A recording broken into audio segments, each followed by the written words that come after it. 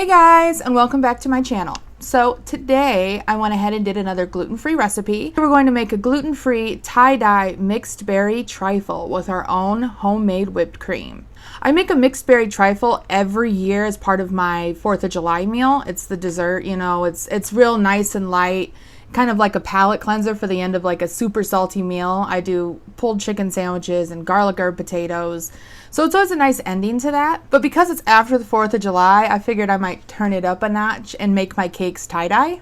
So that's what I did.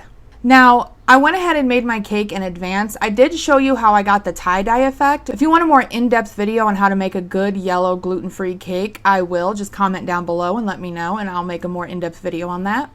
I also created my mixed berry compote off camera. But like I said, if you want a more in-depth video, I can go ahead and show how to make a simple compote as well. All right, I'm super excited to get this video started, so here we go. So I just wanted to show you what kind of coloring I use for my cakes so that they don't get watered down or when I'm doing frostings or anything. I use these Wilton gel colors. I really like them. I can achieve the colors super easy. It's concentrated and it doesn't make my batter runny. All right, so I started by separating all my batters, adding purple, pink, blue, and orange food dye. All right, so I went and grabbed spoons because I'm going to spoon each and every color individually so that they all mix together. So I'm working on a test cake for my son's birthday this year. So every single one of my other cake dishes is currently about to be used. So that's why I used loaf pans today. Usually I wouldn't have, but it ended up working out really well because for the top layer, it was really easy to like just put these all the way around the edge. So I don't know, it wasn't what I wanted to do, but it ended up working out pretty well. So this is what it looks like on the inside. So the strategy here is to spoon each one of them into each other, like so. All right, now we're gonna do our blue and our pink and the orange. And then we're gonna go ahead and do all of that again. Blue, pink, and orange. All right, and that's gonna bake and they're all gonna cook into each other with this cool marble effect.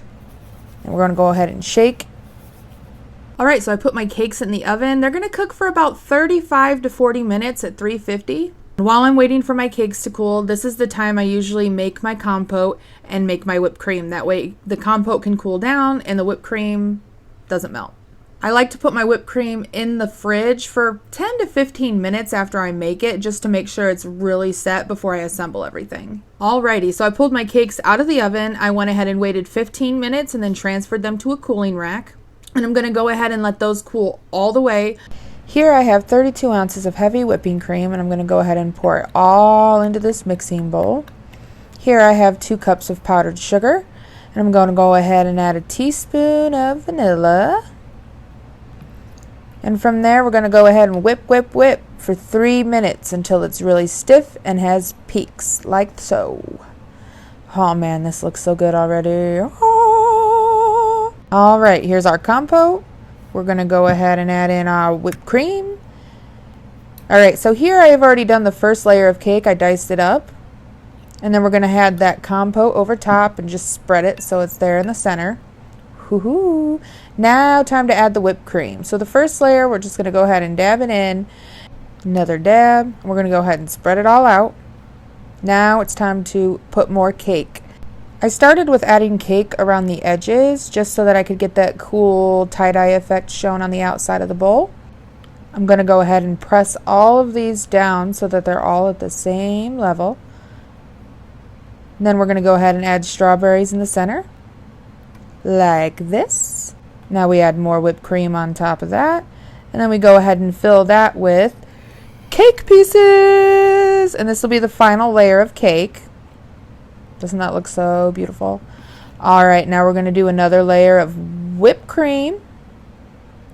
Spread that out all nice like, so that we can create a base to crumble some cake crumbles on top for decoration. All the way.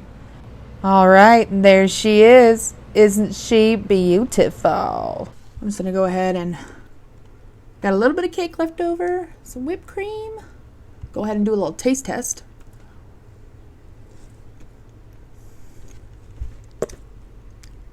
Oh my gosh.